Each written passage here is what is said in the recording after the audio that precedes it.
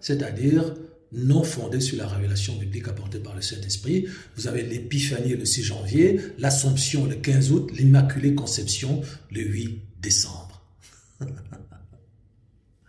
Donc maintenant, nous allons voir par les Écritures, je vais vous montrer donc par les Écritures, pourquoi en réalité il n'est pas possible, d'après les Écritures, qu'il est même abominable de vouer un culte à Marie. Nous allons le démontrer par les Écritures, parce que, comme dit la Bible, à la loi et au témoignage. Et la problématique catholique, c'est que justement, elle n'est pas fondée sur la Bible. Et si on veut combattre Satan, comme a fait le Christ dans Matthieu chapitre 4, il faut dire, il est écrit, il est écrit, il est écrit, il est écrit. À la loi et au témoignage, si on ne parle pas ainsi, point d'aurore pour le peuple. Voici donc à présent ce qu'il en est sur le plan biblique. Ladies and gents. Regardons cela.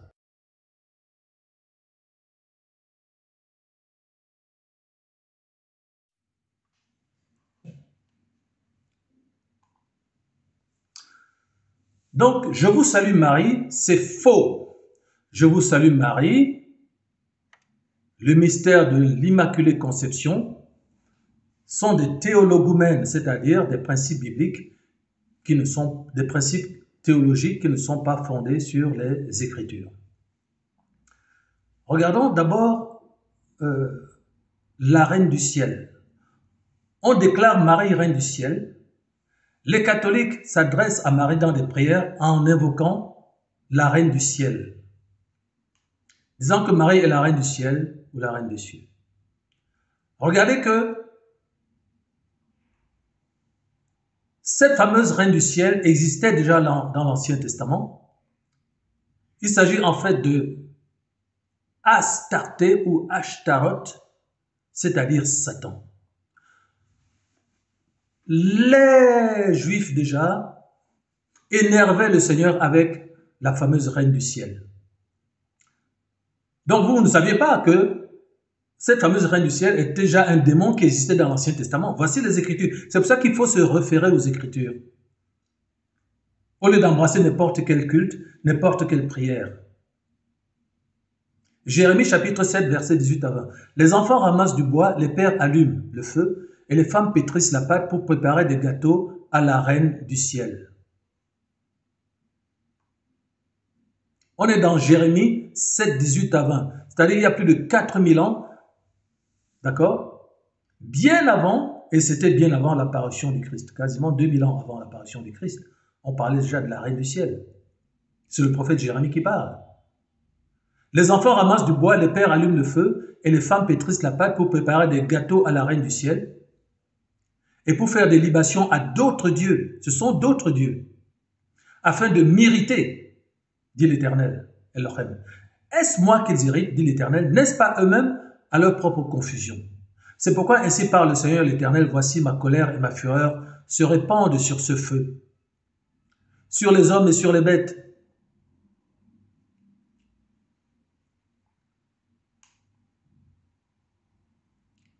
Sur les arbres des champs et sur les fruits de la terre, elle brûlera et ne s'éteindra point. Ok? Elohim, le Créateur, fustige déjà Israël à cause de cette Reine du Ciel que les catholiques adorent. Suivez bien cette affaire-là. Et vous allez voir les malédictions qui y sont attachées. Donc, c'est comme ça que vous comprendrez que l'Église catholique est une Église illégale. C'est une Église satanique parce qu'elle est en contradiction frontale avec la volonté divine et avec sa parole. Qu'est-ce que le satanisme? C'est pas compliqué. Le satanisme, ça consiste à prendre ce que Dieu a dit et le renverser. Tout simplement. Le retourner. Jérémie 44, 15 à 21. Tous les hommes qui savaient que leurs femmes offraient de l'encens à d'autres dieux, toutes les femmes qui se trouvaient là en grand nombre et tout le peuple qui demeurait au pays d'Égypte, à Patros, répondirent ainsi à Jérémie. Donc c'est une divinité égyptienne qui est un autre Dieu que les catholiques ont imposé à l'humanité depuis des siècles et des siècles et des siècles, jusqu'à ce que l'un d'entre eux, un moine catholique du nom de Martin Luther, ait décidé de se révolter parce que lui, il a ouvert les Écritures. Il a compris qu'il est écrit « Le juste vivra par la foi ». Selon qu'il est écrit, la foi vient de ce qu'on entend et ce qu'on entend vient de la parole de Christ. Donc, ils disent à Jérémie, nous ne t'obéirons en rien de ce que tu nous as dit au nom de l'Éternel. Pardonnez-moi, je crois que c'est le dégoût. Mais nous voulons agir comme l'a déclaré notre bouche, offrir de l'encens à la reine du ciel. C'est exactement ça que les catholiques me répondent quand je leur dis il faut arrêter la mariolâtrie. C'est du satanisme. Ils disent oh, ils n'aiment pas la mer, ils n'aiment pas la mer. C'est exactement ce qu'ils répondent ici. Nous ne t'obéirons en rien. Alors que je suis un apôtre du Christ, je lui dis, mais je suis un apôtre du Christ, revenons à la parole, aux Écritures. Oh, ils n'aiment pas la mer, ils n'aiment pas la mer. À la loi et au témoignage, si on ne parle pas ainsi, point d'aurore pour le peuple. Nous ne t'obéirons pas, Emmanuel Mottet, apôtre. Nous n'obéirons en rien, nous ne t'obéirons en rien de ce que tu nous as dit au nom de l'Éternel. C'est-à-dire, quand je leur montre des Écritures, quoi. Mais nous voulons agir comme l'a déclaré notre bouche, offrir de l'encens à la reine du ciel et lui faire des libations, comme nous l'avons fait nous et nos pères, nos rois et nos chefs, dans les villes de Juda et dans les rues de Yerushalom. Alors, nous avions du pain pour nous rassasier. Nous étions heureux et nous n'éprouvions point de malheur. Mais depuis que nous avons cessé d'offrir de l'encens à la reine du ciel, tiens, de l'encens à la reine du ciel, ça vous dit rien ça? Dans quel bâtiment sur terre on offre de l'encens à Marie, à la statue de Marie? Cherchez vous-même. Comme on dit en anglais, make an educated guess. Dans quelle église, dans quel bâtiment voyez-vous offrir de l'encens à des statues? Ce sont les mêmes, ce sont les mêmes démons qui agissent aujourd'hui au milieu de la religion catholique depuis des siècles jusqu'à maintenant, jusque dans vos églises de Noël, là où vous irez à Noël, vous verrez l'encens. Ce sont les mêmes démons, ce sont les mêmes dévotions et ce sont les mêmes actes de rébellion divine. C'est toujours le même satanisme. Depuis que nous avons cessé d'offrir de l'encens à la reine du ciel et de lui faire des libations, nous avons manqué de tout et nous avons été consumés par l'épée et par la famine. Vous voyez? D'ailleurs, lorsque nous offrons de l'encens à la reine du ciel, je ressouligne ici, regardez, dans la seule page, le nombre de fois où apparaît la reine du ciel, de l'encens à la reine du ciel. Donc, vous voyez, mesdames et messieurs, frères et sœurs, le culte catholique ici ne fait point mystère quant à sa rébellion satanique.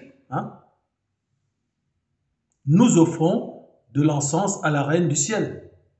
D'ailleurs, lorsque nous offrons de l'encens à la reine du ciel et que nous lui faisons des libations, vous voyez, le vin que l'on verse, etc., voilà, est-ce sans la volonté de nos maris que nous lui préparons des gâteaux pour l'honorer et que nous lui faisons des libations. Donc, vous voyez que les catholiques reconnaissent, on vous dit ici que ce que les catholiques font, c'est honorer Marie, la reine du ciel, et que c'est un démon. Pardonnez-moi mon dégoût.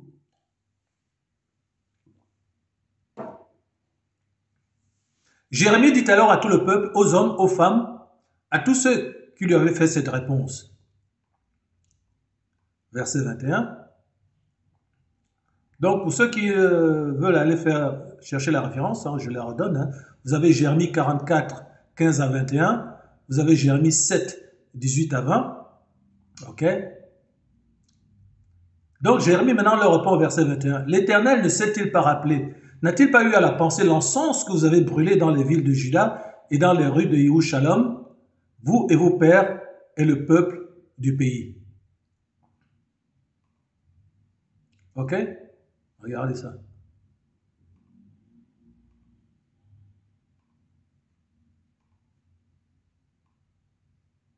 L'Éternel ne s'est-il pas rappelé et n'a pas eu à la pensée l'encens que vous avez brûlé dans les villes de Juda et dans les rues de Yerushalom, vous et vos pères, vos rois et vos chefs et le peuple du pays. Donc, ce qu'on vous essaie de vous dire, c'est que le culte catholique vient en fait de la cabale juive qui avait provoqué la chute d'Israël.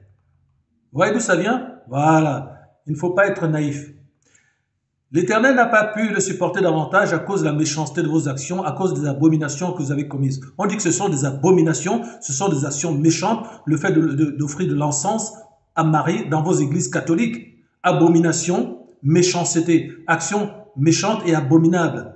Et votre pays est devenu une ruine. C'est pour ça que vous voyez ces cathédrales-là, elles brûlent. C'est pour ça que vous voyez que ces cathédrales, elles tombent. Il y a des gens qui entrent dans ces églises, ils décapitent des prêtres, des terroristes. Là. Pourquoi? Soi-disant, Dieu permettrait cela si c'était à lui. Vous voyez? Donc, je vous dis que les églises catholiques, ça ne viendra pas de moi, vont continuer à brûler. Ça vient de l'Éternel. Pour les raisons que nous sommes en train de lire. Votre pays est devenu une ruine, un désert, un objet de malédiction, comme on le voit aujourd'hui. Et de nombreuses prophéties annoncent comment la religion catholique va tomber avec la papauté. C'est parce que vous avez brûlé de l'encens et péché contre l'Éternel. Donc, la Bible est claire. Faire ça, brûler de l'encens à Marie, c'est pécher contre l'Éternel. Voilà ce que font les catholiques. Voilà ce que fait que le culte catholique, il pêche contre l'Éternel. Ok? Pécher contre l'Éternel. C'est clair. Vous n'avez pas observé sa loi. Il n'observe pas la parole divine. C'est pour ça qu'on parle de télogumène, ses ordonnances, ses préceptes. Il n'observe pas la parole, la Bible. Ils la brandissent, mais c'est pour exercer le satanisme, c'est-à-dire pour lui désobéir. Vous n'avez pas observé sa loi. Donc, le catholicisme n'observe pas les lois, les ordonnances, les préceptes, bref, la parole divine. C'est pour ça que ces malheurs vous sont arrivés comme on le voit aujourd'hui. C'est pour ça que vos cathédrales brûlent. C'est pour ça que le catholicisme va très mal finir. Jérémie dit encore à tout le peuple et à toutes les femmes, écoutez la parole de l'Éternel, vous tous de Juda qui êtes au pays d'Égypte. Ainsi parle l'Éternel des armées, le Dieu d'Israël. Vous et vos femmes, vous avez déclaré de vos bouches et exécuté de vos mains ce que vous dites. Nous voulons accomplir les vœux. Nous voulons accomplir les vœux que nous avons faits, offrir de l'encens à la reine du ciel et lui faire des libations. C'est ce qu'ils font dans les églises catholiques. Maintenant que vous avez accompli vos vœux, exécuté vos promesses, écoutez alors maintenant la parole de l'Éternel. Vous tous de Juda qui demeurez au pays d'Égypte, voici je le jure par mon grand nom, dit l'Éternel, mon nom ne sera plus invoqué par la bouche d'aucun homme de Juda. C'est-à-dire que quand vous allez dans les églises catholiques, ce n'est pas le nom du Seigneur qui est invoqué. Quoi qu'il dise Jésus, eh bien, ce n'est pas le nom du Seigneur, c'est Satan. Et dans tout le pays d'Égypte, aucun ne dira le Seigneur, l'Éternel est vivant. Voyez, donc quand vous entendez les catholiques dire le Seigneur ou Jésus, en réalité, il ne s'agit pas de lui, parce que leurs pratiques sont en opposition frontale avec la volonté divine, avec sa parole. Et dans tout le pays d'Égypte, aucun ne dira le Seigneur, l'Éternel est vivant. Voici, je veillerai sur eux pour faire du mal et non du bien, et tous les hommes de Juda qui sont dans le pays d'Égypte seront consumés par l'épée et par la famine. Si les prêtres catholiques, si les pères catholiques qui ont d'ailleurs traduit la Bible voulaient être honnêtes, c'est ce passage-là qu'ils mettraient en avant pour dire « Ah, mais on ne peut pas faire ce genre de choses. On ne peut pas ressortir la reine du ciel. On ne peut pas offrir de l'encens à la reine du ciel devant des statues parce que dans la Bible, c'est clairement écrit que c'est une abomination d'Éternel. Mais comme eux, ils pratiquent le satanisme, c'est-à-dire ils prennent ce qui est écrit. Ils savent que ce qui est écrit, mais ils le retournent pour adorer le diable. Le Seigneur, l'Éternel est vivant. Voici, je veillerai sur eux pour faire du mal et non du bien. Et tous les hommes de Juda qui sont dans le pays d'Égypte seront consumés par l'épée et par la famine jusqu'à ce qu'ils soient anéantis. Regardez, c'est Macron qui a décidé qu'on reconstruise la cathédrale Notre-Dame de Paris. Macron, que je sache, n'a rien à voir avec la Bible. Vous voyez? Donc on voit la sempiternelle confusion, mélange entre le spirituel et ce qui est animal, entre ce qui est temporel et ce qui est intemporel, c'est-à-dire le paganisme. Ceux en petit nombre qui échapperont à l'épée retourneront du pays d'Égypte au pays de Juda, mais tout le reste de Juda Tous ceux qui sont venus au pays d'Égypte pour y demeurer seront, si ce sera ma parole ou la leur qui s'accomplira. Voilà pour la reine du ciel. Marie, maintenant, était la mère de Dieu. Nous posons la question, par le Saint-Esprit, comment une femme humaine peut-elle avoir précédé Dieu pour l'enfanter? Comment une femme humaine peut-elle avoir précédé Dieu pour l'enfanter? N'est-ce pas Dieu qui crée la femme? Or, si Dieu crée la femme, comment la femme peut-elle être la mère de Dieu? C'est un raisonnement extrêmement simple. Ça s'appelle un syllogisme. C'est Dieu qui crée la femme. Si Dieu crée la femme ne peut pas être la mère de Dieu. Voilà, ça s'appelle un syllogisme. Qu'est-ce donc à dire? Les liens de Marie et Yahushua n'étaient pas des liens de sang. Ils n'existent que dans la dimension spirituelle, et cela à condition que Marie reçoive le Saint-Esprit et parvienne à la nouvelle naissance pour être fille de Dieu. C'est Jean 3. Moi, je suis un apôtre, je ne marche que par les Écritures, contrairement aux autres. Loin de moi toute pensée de me glorifier d'autre chose que de la croix de Christ, par lequel le monde est crucifié pour moi, comme je le suis aussi pour le monde.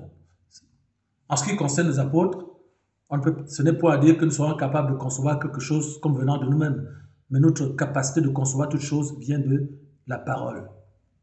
La foi vient de ce qu'on entend, et ce qu'on entend vient de la parole divine. Ok? Marc 3, 28. Je vous le dis en vérité, tous les péchés seront pardonnés aux fils des hommes et les blasphèmes qu'ils auront proférés. Mais quiconque blasphémera contre le Saint-Esprit n'obtiendra jamais de pardon. Il est coupable d'un péché éternel. Yahushua parla ainsi parce qu'il disait il est possédé d'un esprit impur. Maintenant, regardez pourquoi Marie ne peut pas être mère de Dieu et pourquoi le lien entre le Christ et Marie, contrairement à ce qu'elle a pensé, n'était pas un lien de sang, mais un lien spirituel à condition que Marie naisse de nouveau. Or, Marie, prétendu Dieu, ne comprenait pas justement que le lien qui l'unissait à Jésus, Yahushua, n'était pas un lien de sang. C'est ce que Yahushua va lui montrer ici, dans ce passage de Marc, chapitre 3, au verset 33. Verset 32, la foule était assise autour de lui et on lui dit, voici ta mère et tes frères sont dehors et te demandent. Soit disant que Marie n'aurait jamais eu d'enfant après le Christ. Voici le contraire. Ta mère et tes frères sont dehors et te demandent. Et les gens disent, ah oui, mais chez les Juifs, quand on dit frère, en fait, ça veut dire cousin. Marie n'a jamais eu d'enfant en dehors du Christ. Incroyable. C'est-à-dire que Marie, elle a épousé Joseph. Le pauvre Joseph, il n'aura jamais de relation sexuelle toute sa vie, parce qu'en plus, il ne peut pas divorcer de Marie. Donc, quel est le Dieu qui va permettre qu'un homme épouse une femme et qu'il n'ait jamais de relation sexuelle avec elle? Multipliez, emplissez la terre et assujettissez-la. C'est l'ordre qui a été donné à Adam et Ève. Donc, le sexe, ce n'est pas un péché. Et Marie n'aura jamais de relation sexuelle de toute sa vie. Quel est le Dieu qui peut imposer ça? Quelle est la femme même qui accepterait ça? Parce que les femmes même, ces femmes même qui disent, parce que moi j'ai des filles catholiques qui m'ont dit ça, que non, Marie n'a pas eu d'autre enfant, que le mot frère signifie cousin, n'importe quoi. Élisabeth, là, c'était pas sa cousine. Voilà. Donc, soit disant que dans la Bible, le mot frère, ça veut dire cousin. C'est faux. Donc, voici ta mère et tes frères sont dehors et te demandent, et il répondit, qui est ma mère et qui sont mes frères? Donc, maintenant, le Christ va donner la définition de la relation à sa mère en tant qu'elle n'est pas charnelle ni de sang mais spirituelle. Voici la définition de la famille selon le Christ. C'est ainsi que le Saint-Esprit l'a enseigné dans l'église que je conduis, qui est une plateforme d'église de maison internationale par visioconférence Skype. Il nous a enseigné que la véritable famille, ce n'est pas le sang, la véritable famille, c'est le lien spirituel. Voilà.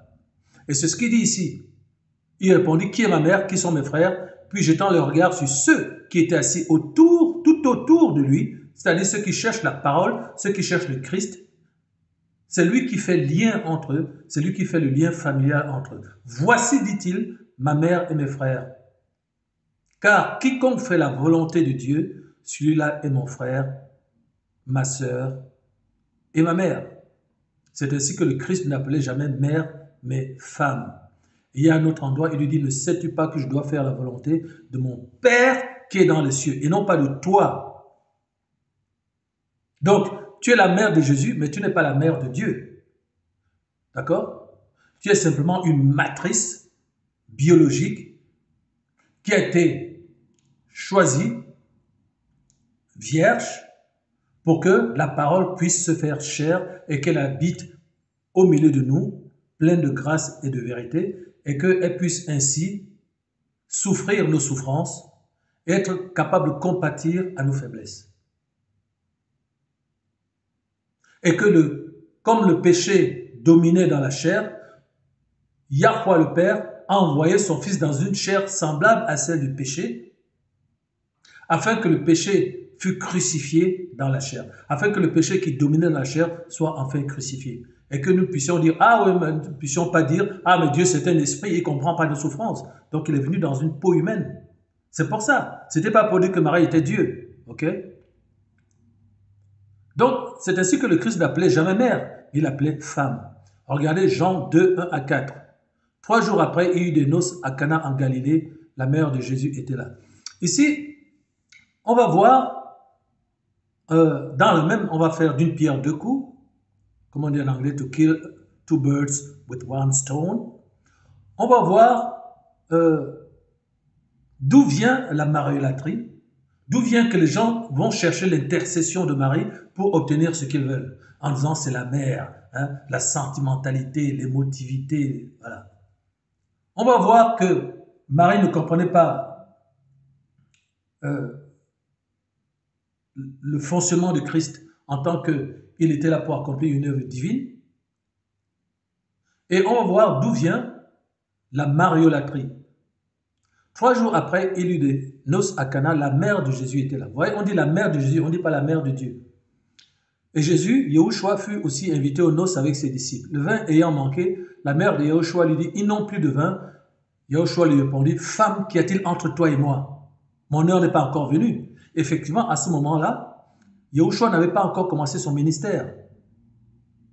Jean-Baptiste n'était pas encore mort. Nous savons que c'est lorsque Jean-Baptiste a été décapité, lui le dernier prophète de l'Ancien Testament, que le ministère du Christ a commencé. Le ministère du Christ a commencé avec la mort de Jean-Baptiste. Or, ici, il n'avait pas encore commencé son ministère, il avait juste été invité à des noces. Et regardez l'irritation du Christ, que les catholiques font semblant de ne pas voir. Femme, qu'y a-t-il entre toi et moi, hein? Tu me demandes de faire des miracles, qui plus est de transformer l'eau en vin. Qu'y a-t-il entre toi et moi? C'est-à-dire, quel est le problème qui est entre toi et moi? Qu'est-ce que je t'ai fait? Personne n'a jamais vu ça. Et il insiste, mon heure n'est pas encore venue. Mais il va finalement changer l'eau en vin. Pourquoi? Parce qu'il ne veut pas humilier sa mère, il ne veut pas embarrasser sa mère. Parce que tous les gens sont déjà venus voir sa mère pour lui dire, mais ton fils là, est-ce qu'il peut faire un miracle? C'est pour ça qu'elle est allée voir son fils. Son fils dit, mais qu'y a-t-il entre toi et moi? Qu'est-ce que je t'ai fait? C'est quoi le problème là? Hein? C'est comme quand on dirait aujourd'hui, oh, qu'est-ce qu'il y a? C'est quoi le problème? Qu'est-ce qu'il y a entre toi et moi? Voilà. Qu'est-ce que je t'ai fait? Et les gens ont utilisé ça, les catholiques ont dit, ah, mais voilà, quand tu as un problème, ne va pas directement vers le Seigneur, va voir la mère. Va voir la mère et elle va intercéder pour toi. Sainte Marie, mère de Dieu, hein, ceux qui ont décidé que c'est la mère de Dieu, à faux titre, priez pour nous, pauvres pécheurs. Donc déjà, il y a une insulte parce que alors que le Christ a versé son sang pour purifier les péchés, il continue à s'interpeller entre pauvres pécheurs. Il est écrit dans 1 Jean 3, 8 à 9, celui qui est né de Dieu ne pêche plus et ne peut pécher parce que la semence divine demeure en lui. Mais les catholiques, ils s'en fichent, ils continuent à s'appeler pécheurs et ils demandent à Marie de venir intercéder pour les pécheurs, alors que Marie est censée suivre la parole selon laquelle le sang de Jésus-Christ, du Christ, nous a déjà purifiés de tout péché, le sang de Yahushua. Vous voyez? Il y a beaucoup de choses dans ce petit texte, hein? Voilà. Donc, on n'est plus des pauvres pécheurs parce que nous, le sang du Christ nous a purifiés. 1 Jean 3, 8. Et, vous voyez, il lui répond femme. Il ne dit pas maman, il ne dit pas mère, femme. Voilà. Qu'y a-t-il entre toi et moi? Donc, les catholiques ont utilisé cette scène pour dire il faut passer par Marie pour obtenir quelque chose de Dieu. C'est ça la mariolâtrie. C'est ça qui montre l'origine de l'intercession qui passe par Marie, c'est-à-dire le choix de Marie pour intercéder en faveur des hommes. C'est-à-dire que Marie est devenue maintenant le médiateur entre Dieu et les hommes, alors qu'il est écrit dans 1 Timothée 2,5, il y a un seul Dieu et aussi un seul médiateur entre Dieu et les hommes, Yahushua fait homme, qui a été sacrifié pour nous. On va revoir ce passage. Il appelait femme, il appelait pas maman. Regardez dans Jean 19, 25. Près de la croix de Yahushua se tenait sa mère, on insiste, et la sœur de sa mère.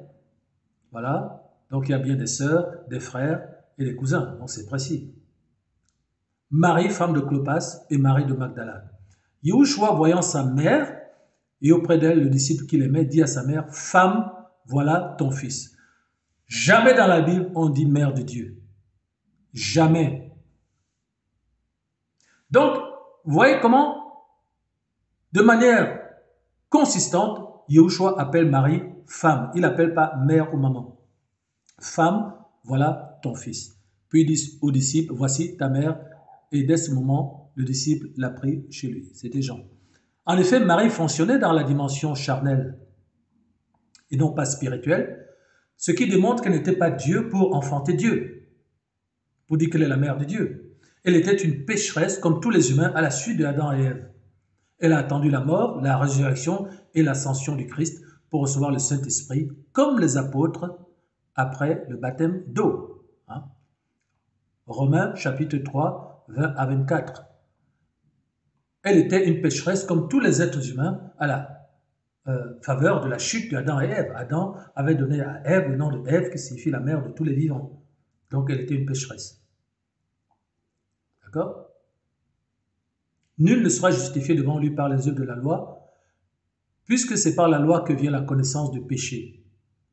Donc dans l'Ancien Testament, le péché a abondé pour qu'on demande la grâce qui, elle, est venue dans le Nouveau Testament pour purifier ses péchés. Il fallait d'abord que l'homme reconnaisse qu'il était pécheur. Ça, c'était l'Ancien Testament. Et le Nouveau Testament, voici l'agneau de Dieu, Yahweh, qui ôte le péché du monde. Voilà. Mais maintenant, Marie est née sous la loi. Elle est née dans l'Ancien Testament. Elle était donc une pécheresse quand elle a enfanté le Christ, quand elle a conçu. Mais maintenant, sans la loi est manifestée la justice de Dieu, à laquelle rend témoignage la loi et les prophètes, justice de Dieu par la foi, voilà, comme nous le disions en Yahushua, pour tous ceux qui croient, il n'y a point de distinction. Donc on ne peut pas dire que Marie était sans péché, qu'elle était juste, qu'elle était pure.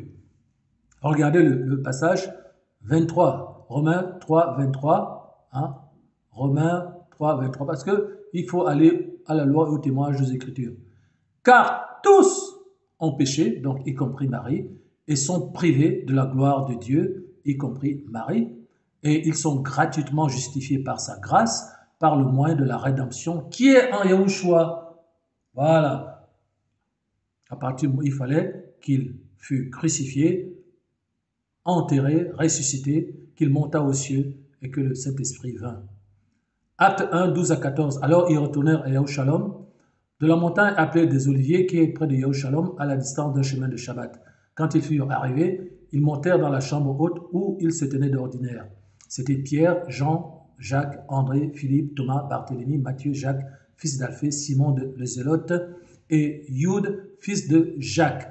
Tous d'un commun accord, regardez bien, persévéraient dans la prière avec les femmes et Marie, mère de Yahushua, avec les frères de Yahushua. Donc Marie était dans la chambre haute avec les apôtres pour elle aussi recevoir le Saint-Esprit comme eux. Elle n'était pas Dieu. Ainsi est détruit le mystère de l'Immaculée Conception selon lequel Marie est restée vierge toute sa vie puis est montée au ciel. C'est un théologumène parce que nous avons vu que Marie s'est présenté avec les frères et les sœurs du Christ.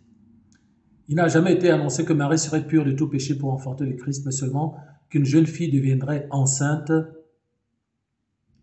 de la lignée de David en Juda. Ésaïe chapitre 7, versets 13 à 14. Ésaïe dit alors, écoutez donc, maison de David, est-ce trop peu pour vous de lasser la patience des hommes que vous lassiez encore celle de mon El? On dit le El, c'est-à-dire le Père, le Père. El veut dire Père. Elle est mon Père.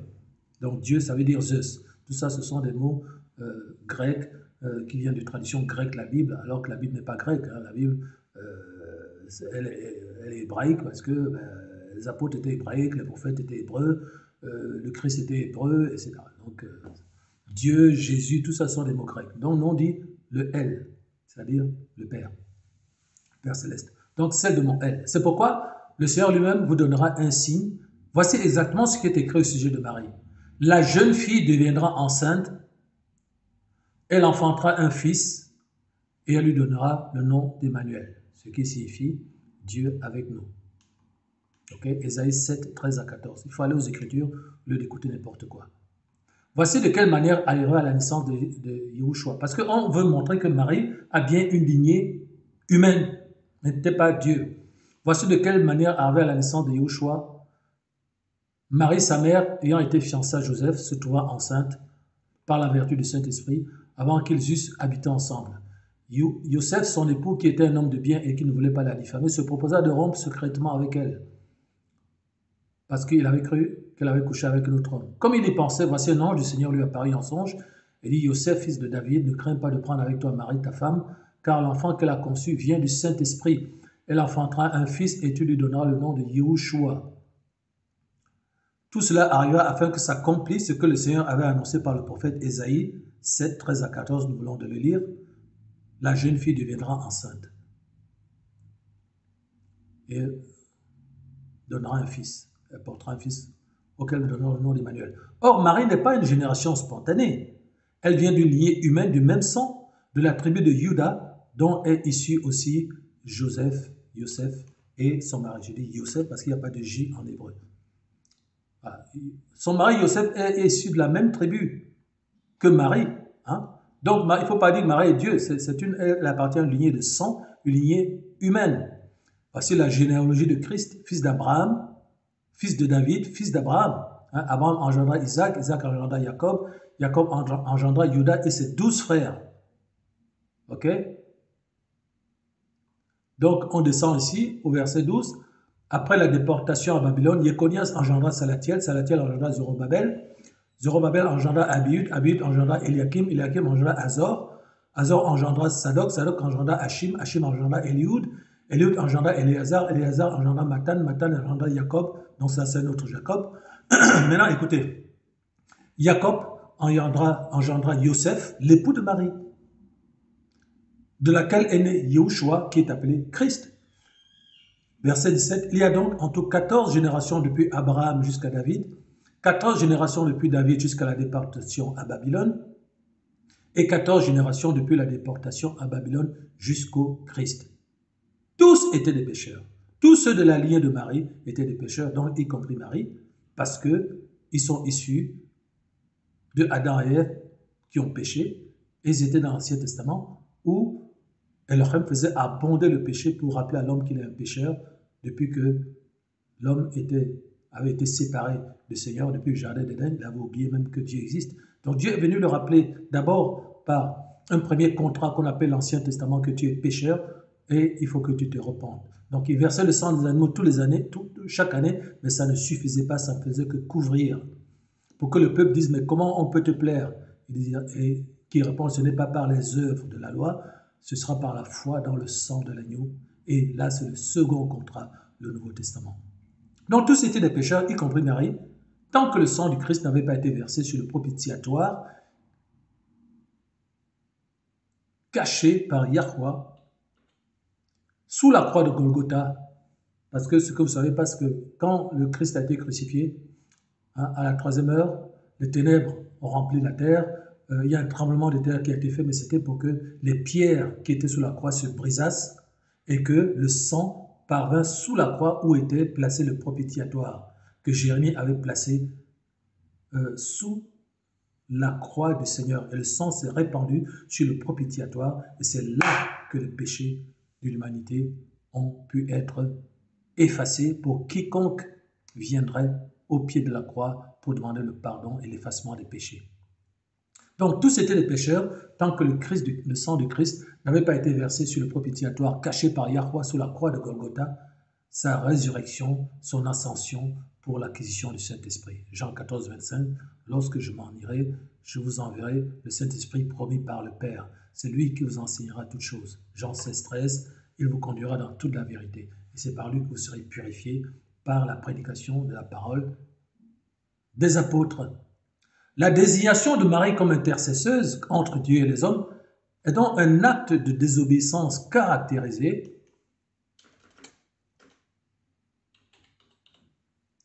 venant d'une irritation du Christ. Irritation du Christ. Mais eux, ils s'en fichent. Hein? Donc, les catholiques irritent le Christ depuis des siècles.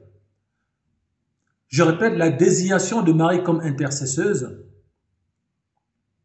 entre Dieu et les hommes est un acte de désobéissance caractérisé venant d'une irritation du Christ contre sa mère aux noces de Cana, nous l'avons vu, lorsqu'elle lui force la main pour changer l'eau en vin et qu'il est contraint de le faire pour ne pas humilier sa mère devant l'assistance.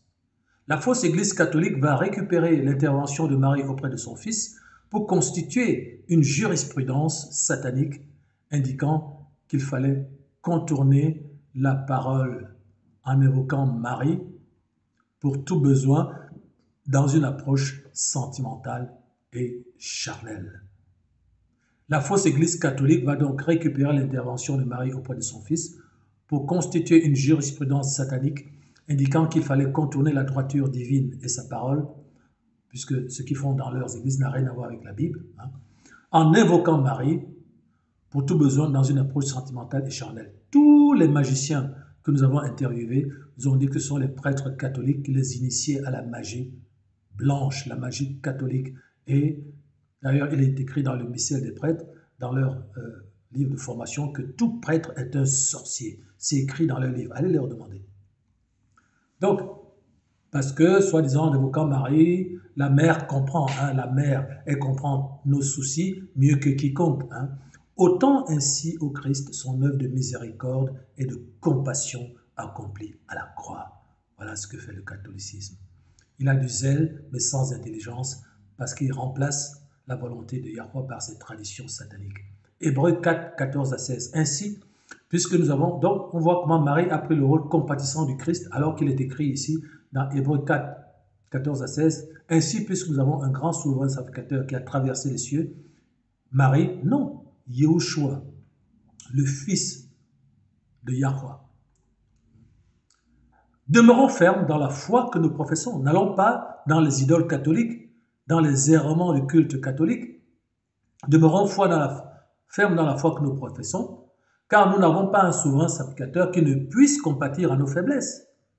Au contraire, il a été tenté comme nous en toutes choses sans commettre de péché. Approchons-nous donc avec assurance du trône de la grâce afin d'obtenir miséricorde et de trouver grâce pour être secouru dans nos besoins. C'est bien le Christ, directement le Christ et uniquement le Christ. On n'a pas besoin de passer par une intercesseuse comme Marie. Or, ce n'est pas Marie, c'est Astarté, c'est Ashtaroth. Acte 4, 10 à 12. Sachez-le tous, et que tout le peuple d'Israël le sache. C'est par le nom de Yahushua de Nazareth que vous avez crucifié et que Yahweh a ressuscité des morts. C'est par lui que cet homme se présente en pleine santé devant vous. Là, c'était une scène de guérison. Yahushua est la pierre rejetée par vous qui bâtissez et qui est devenue la principale de l'angle, c'est-à-dire sans laquelle on ne peut rien construire. Regardez maintenant le verset 12 de Actes chapitre 4. Il n'y a de salut en aucun autre. Ok? Car il n'y a sous le ciel aucun autre nom qui ait été donné parmi les hommes par lequel vous deviez être sauvés. Il n'y a sous le ciel aucun autre nom qui ait été donné parmi les hommes. C'est pas Jéhovah, témoin de Jéhovah, c'est pas Marie, c'est pas le saint un tel, c'est pas le prêtre ou le pape ou le cardinal. C'est pas Jéhovah, le témoin de Jéhovah, etc. Il n'y a qu'un seul nom. c'est celui de Yahushua. En conclusion, 1 Timothée 2, 3 à 7. Cela est bon et agréable devant Yahushua notre Sauveur, qui veut que tous les hommes soient sauvés et parviennent à la connaissance de la vérité. Regardez bien 1 Timothée 2, 7 maintenant, qui chasse Marie de la plateforme de l'intercession et de la médiation. Car il y a un seul elle et aussi un seul médiateur entre Yahweh et les hommes, qui, Marie, non. Tel saint, non.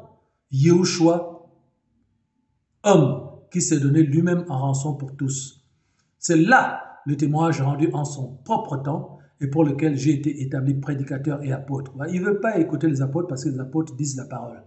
Je dis la vérité, je ne mens pas, chargé d'instruire les païens dans la foi et la vérité. Mesdames et messieurs, chers frères et sœurs, si donc Marie est ressuscitée, si donc Marie n'est pas ressuscitée, et que seul le Christ, fils de Yahweh, le soit, Marie est donc morte comme les apôtres sont morts et attendent l'enlèvement de l'épouse de Christ, comme nous, 1 Thessaloniciens 4, 15 à 16. Voici, je vous dis un miracle, je vous dis un mystère, d'accord? Au son de la trompette de Yahweh, à la voix de l'archange, un signal donné, les morts en Christ ressusciteront premièrement. C'est là que Marie va ressusciter avec les apôtres. Les morts en Christ ressusciteront premièrement. Donc, le mystère de l'Assomption est faux. Marie n'est pas ressuscitée, pas plus qu'aucun apôtre, mais elle ressuscitera lorsque l'enlèvement viendra. Les morts en Christ ressusciteront premièrement. Ensuite, nous qui sommes restés vivants, nous serons enlevés avec eux sur des nuées à la rencontre du Seigneur dans les airs. Voilà la vérité. Voici la fausseté de l'Assomption. Cette fête de l'Assomption, voilà, ça c'est faux. Parce que Marie n'est pas montée aux cieux. C'est pour ça que je mets ça en noir. Donc ce n'est pas l'Assomption. Ce n'est pas l'Assomption. Ok? Ainsi, l'évocation de Marie revient à s'adresser à une morte en faveur des vivants, ce qui est du pur satanisme réprimé dans les versets suivants. Vous voyez, à la loi et au témoignage. Si on ne parle pas ainsi, point d'horreur pour le peuple. Ésaïe 8, 19 à 20. Si l'on vous dit consultez ceux qui évoquent les morts et ceux qui prédisent l'avenir, donc consultez Marie,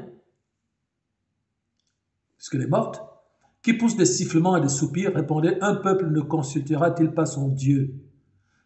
S'adressera-t-il aux morts en faveur des vivants? Lorsque vous vous adressez à Marie, vous dites, Sainte Marie, Mère de Dieu, je vous salue Marie. Vous vous adressez à une morte en faveur du vivant, en votre faveur et en faveur de ceux pour qui vous l'évoquez. À la loi et au témoignage, si on ne le parle pas ainsi, il n'y aura point d'aurore pour le peuple. Voilà ce qui arrive au peuple catholique. En effet, les morts ne savent rien. Je dis ça aussi pour ceux qui pratiquent, notamment chez les Africains, le culte des ancêtres, qui est très répandu chez les Africains, le fameux culte des ancêtres. Comme ceux qui, dans la magie, invoquent les morts. La Bible est claire, les morts ne savent rien. Regardez Ecclésiaste 9, 4 à 6. Pour tous ceux qui vivent, il y a de l'espérance. Et même un chien vivant vaut mieux qu'un lion mort. Les vivants, en effet, savent qu'ils mourront, mais les morts ne savent rien, et il n'y a pour eux plus de salaire, puisque leur mémoire est oubliée, et leur amour, et leur haine, et leur envie ont déjà péri. Ils n'auront plus jamais aucune part à tout ce qui se fait sous le soleil. Mais alors, qui répond par toutes sortes de manifestations lorsque des catholiques, des païens et des sorciers, des marabouts invoquent les morts? On dit ici, les morts ne savent rien. Regardez ça vous-même. Il n'y a pas dit que c'est Manuel Moté qui a raconté des bêtises. Les morts ne savent rien. Et il n'y a pour eux plus de salaire, puisque leur mémoire est oubliée, et leur amour, et leur haine, et leur envie ont déjà péri. Ils n'auront plus jamais aucune part à ce qui se fait sous le soleil. Aucune. Donc tu ne peux pas invoquer un mort pour le solliciter afin d'avoir une sagesse, une révélation concernant tes problèmes. Ils n'ont aucune part à tout ce qui se fait sous le soleil. Donc, qui est-ce qui répond quand on invoque les morts alors? Eh bien, les démons qui se sont chargés de suggérer ce culte aux hommes. Le culte des morts est au centre de la doctrine catholique. Ils ont même des ossements dans leurs églises. C'est par la mort qu'on devient saint chez les catholiques. Et c'est outre-tombe chez les catholiques qu'on peut accomplir des miracles au profit des vivants, tandis que le Christ et les véritables apôtres ont accompli leurs miracles hors de la tombe. Voilà, mesdames et messieurs, régler le problème de la mariolâtrie et du culte de Marie. Mesdames, mesdemoiselles, messieurs, chers frères et sœurs, je suis Emmanuel Mottet, apôtre, écrivain, ex-champion de France de karaté, qui a été choisi par le Christ pour être son apôtre en pleine rue. Vous avez maintenant reçu ce message, mettez-le en pratique. Car celui qui écoute la parole de Yahweh et ne la met pas en pratique est comme celui qui se regarde dans un miroir et qui après s'en va et ne sait plus à quoi ressemblait son visage. Et sa maison est bâtie sur le sable. Quand les intempéries viendront, elle sera renversée. Mais celui qui écoute la parole et la met en pratique, sa maison est bâtie sur le roc. Et vous voyez que le monde devient de plus en plus mauvais. Il y aura des guerres, il y aura des calamités, les étoiles vont tomber sur la terre. Mais si vous n'avez pas bâti sur la parole divine qui sort de ma bouche et des véritables apôtres, vous serez emportés. Apocalypse chapitre 3. Parce que tu as gardé en moi la parole de témoignage, je te garderai aussi, je te prélèverai, je te retirerai des tribulations qui viennent sur la terre pour éprouver les hommes. Soyez bénis.